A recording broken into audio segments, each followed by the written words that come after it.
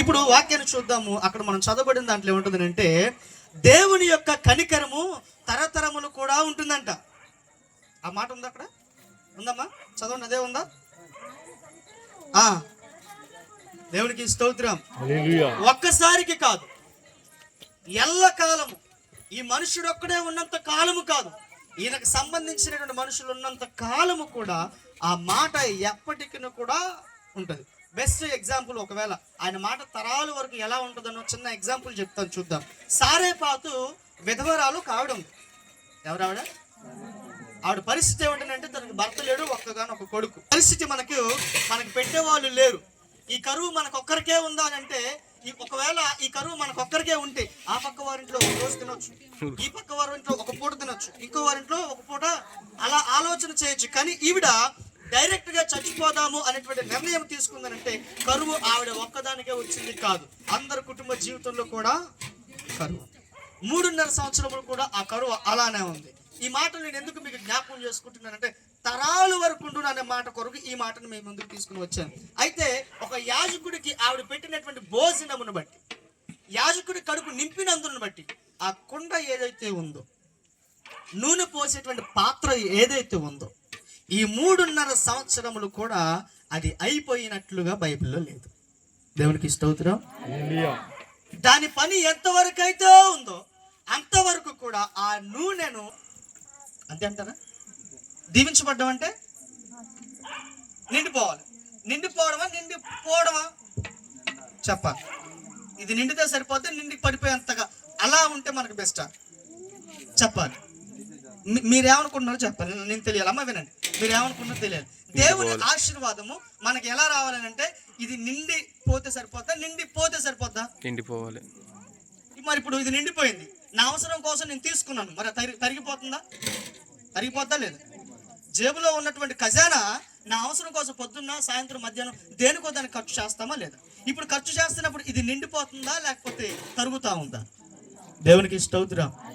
మనుషుల యొక్క ఆలోచన ఎలా ఉంటుందనంటే, తరాలు అని అంటే ఇది నిండిపోయి పొర్లి పారిపోతుందేమో. చాలా మంది ఆ పరుపుల మీద పడుకుంటే వీడు డబ్బుల మీద పడుకుంటాడేమో అనుకుంటారు కదా, డబ్బుల మీద పడుకోవాలేమో అనుకుంటారు. మనుషులు ఇలా ఆలోచన చేస్తారు. దేవుడు ఏం చేస్తాడు తెలుసా? ఇప్పుడు పిండి ఎక్కడ ఉంటుందో తెలుసా? ఎక్కడో అడుగు భాగంలో ఉంటుంది. ఎక్కడ? అడుగు భాగంలో ఉంటుంది. నువ్వు తీస్తే చేతికి కావలసినంత, నువ్వు కావలసినంత తినే అంత ఎంతైతే ఉందో అంత నీకు కడుపు నిండా ఆ పూటకి ఇక వదిలేడు. ఆ కొండ గురించిన విషయాలు పక్కన పెట్టారు. మరలా మధ్యాహ్నమో లేకపోతే సాయంత్రమో మరలా నువ్వు ఏం చేయాలంటే, అందులో చెయ్యి పెట్టి నీకు కావలసినంత తీసుకొని చేసుకొని ఆ పూటకు నువ్వు భోజనము మరలా రాత్రి అదే విధముగా వెళ్ళి అందులో చేయి పెట్టి. ప్రియులారా గమనించండి, ఆ కొండ నిండినట్లుగా బైబిల్లో లేదు. మీకు అర్థమవుతుందా? ఆ కొండ నిండిపోవడము, పిండితో నిండిపోయినట్లుగా బైబిల్లో లేదు. ఆ నూనె నిండి పొర్లిపోయినట్లుగా బైబిల్లో లేదు. కానీ ఆ 3.5 సంవత్సరములు అదే కుండ, అదే నూనె కుండ కూడా ఆ కుటుంబాన్ని పోషించింది. దేవునికి స్తోత్రం. హల్లెలూయా. మనుషుల జీవిత విధానం ఏమిటంటే, నిండి పొర్లి పారిపోతేనే అది అభిషేకముగాను ఆశీర్వాదముగాను ఆలోచన చేస్తారు. రూపాయి ఖర్చు పెట్టడు, దాన్ని అలానే దాచిపెడతారు. కొంతకాలం తర్వాత ఇంచుమించు ఒక 5 లక్షల వరకు పోగేసిందంట ముసలావిడ పాప ఇల్లు కట్టుకోవడం. ఈ లోపల చెదలు పట్టి వర్షానికి మొత్తం డబ్బులు ఎక్కడికి చినిగిపోయి కట్టలు మొత్తం పాడైపోయి, ఆ గవర్నమెంట్ వాళ్ళు ఈ ఒక సిచ్యువేషన్ చూసిన తర్వాత ఒక 5 లక్షల రూపాయలు ఆవిడ చేతిలో పెట్టేది. తర్వాత దేవునికి స్తోత్రం. మనం దాచుకున్న సొమ్ము ఎక్కడికైనా ఖచ్చితంగా పోక మారదు. దేవుని ఆశీర్వాదము తరతరాల వరకు ఉంటుంది.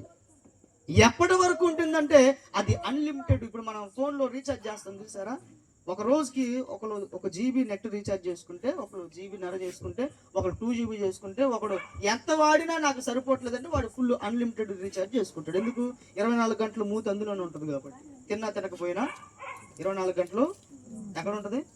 ఫోన్లో. అది మనకు అవసరం కాబట్టి దానికి తగిన మనం చేసుకుంటాం. ఇక్కడ దేవుని ఆశీర్వాదం కూడా తరాల వరకు ఉంది. ఆ 3.5 సంవత్సరములు కూడా నేను అంటాను, ఆ 3.5 సంవత్సరములు కూడా ఈవిడ ఒక్కటే తిన్నది అని నేను చెప్పను. ఎందుకనంటే ఒక చిన్న అర్థం చెప్తా. ఈరోజు ఒక దైవజనుడికి నేను కొంచెం భోజనం పెట్టినందుకే నాకు ఇంత సమృద్ధిని దేవుడు ఇచ్చాడు కదా. అమ్మ మీకు అర్థమైందా? మనుషుల యొక్క స్వభావం చెప్తున్నాను. ఈరోజు కొంచెం కుండలో కొద్దిగా ఉంది, దైవజనుడు పెట్టి మేము ఇక ప్రస్తుతం ఎలాగ ఇన్ని రోజులు చచ్చుకుంటూ వచ్చాము, చావు బతుకులను వచ్చాము, ఆయన తింటే చివరిలో ఒక మంచి పని చేశాము అనేటువంటి ఒక స్వభావము వారిలో అనిపించి ఏం చేశారంటే దైవజనుడు పెట్టారు.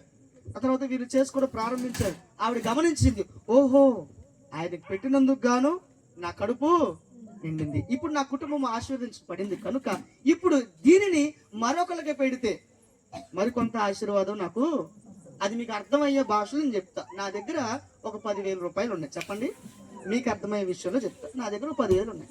ఒకడికి ఒక 1,000 రూపాయలు ఇస్తే దానికి ఒక 100 రూపాయలు వేసి నా చేతికి ఇచ్చాడు అనుకోండి. ఇప్పుడు 1000కి ఒక 100 ఎంత వచ్చినాయి? 1,100 వచ్చినాయిగా. ఇప్పుడు ఈ ఆశ ఏమవుతుందంటే వీడికి 100